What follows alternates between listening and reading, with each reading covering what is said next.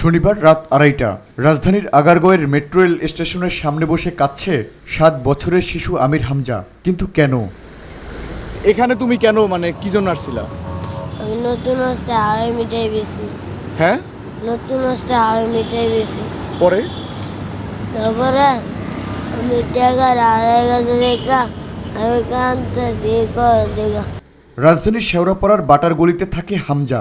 শনিবার সকালে নানিকে দেওয়ার জন্য তার মা 2000 টাকা দিলে সেই টাকা পথেই হারিয়ে ফেলে সে।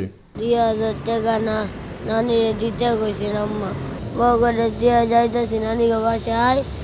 তো নানিকে বাসায় গিয়া আমি টাকাটা দিই, তারপর দিই নাই গা।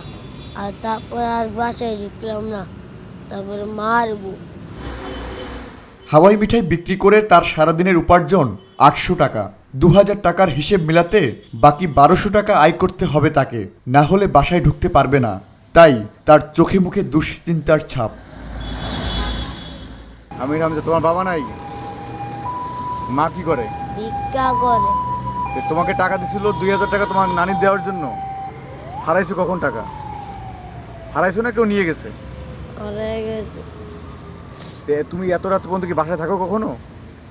হ্যাঁ, আমি ঘুমাই যেতাম কোন সময়, আর আম্মা ছাড়া ঘুমাই না। আমি আম্মা ছাড়া এলাকা ঘুমাইতে পারি না দেখা এই জায়গায় কয়েল আনছে, লুডি আনছে, আমি খাইতে যাই না।